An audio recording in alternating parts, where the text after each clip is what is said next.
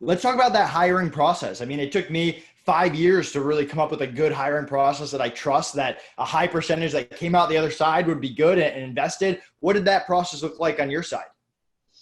Yeah, our hiring process, we imitated a lot from the top grading structure. So top grading in the book Who by Jeff Smart. We took a lot of that. So we used top grading interview to go through the work history form. We always go with that. We did core value interviews. We had referral interviews. So we would, which is something that everyone really should do, is we actually called the people's references and we interviewed them with a structured set of questions to really figure out, one, is this person BSing us, right? You do get to find the truth. But two, which I found most important, is I'm understanding how to coach them for when they get hired now, because hearing about the manager who used to manage them, you're hearing about strengths, you're hearing about weaknesses. So I'm understanding how I can coach them. So we did take a lot from the Who format, and then we kind of sprinkled in our own couple of items as well. So you've all these people you've hired. You got some VAs, you got college kids. How are you organizing that? I mean, are there meetings? What's that culture look like? What's going on after the hire, after you start implementing these systems? Yeah, so we use Asana for our onboarding process, right? So we have every single step in the onboarding process written out in Asana. So I think that the first 30 to 60 days in an employee's lifetime is super, super important. It's one of the most important parts. So onboarding is super specced out. But in terms of managing, we had our daily huddle. So we would meet every single day at 9 a.m. My team still does that every day, 9 a.m. And we would talk for 15 minutes about what'd you do yesterday? What are you doing today? What are your blockers, right? YTB. And from there, we had a weekly meeting as well, a 90-minute weekly meeting, which kind of models Traction by Gino Wickman / Scaling Up with Vern / my own stuff as well. So that weekly meeting is mostly about issues and following up on our OKRs. So what are your biggest objectives and key results for the quarter? Where are you? What's your confidence level? And then what are the big issues holding our business back? So that was our meeting rhythm. Plus we had quarterly offsites and yearly offsites as well. But that was the big meeting rhythm. We didn't have too many other meetings besides that.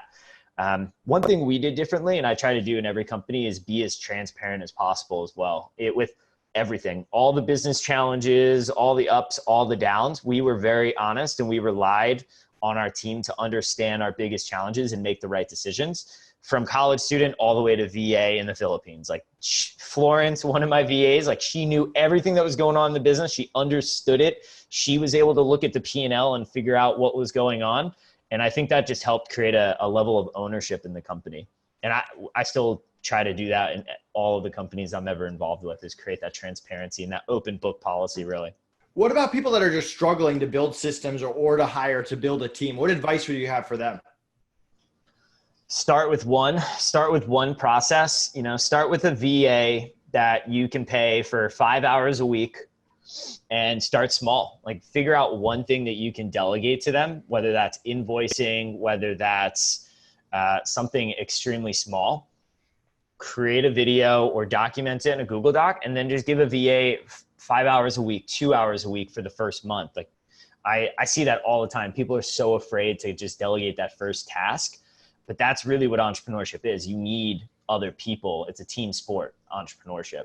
Nathan, I know you preach this a lot about delegation and using VAs and using executive assistants. Like my life completely has changed since I've gotten my executive assistant, and I would never be without one.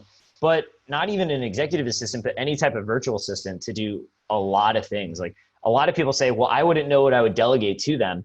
And that stops them, right? It stops them from going on to FreeUp. It stops them from creating those processes. But once you actually just take that first step and take that test and write that first process, it unlocks a whole different door and a whole different idea of entrepreneurship. And you go from a technician to a real entrepreneur.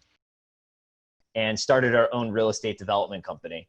And that was kind of the first fully on our own thing. And we started out doing wholesales and knocking on doors and really grinding because we just left our jobs and bet all of our money on this business. And we scaled that one up in 2 years to about $6 million.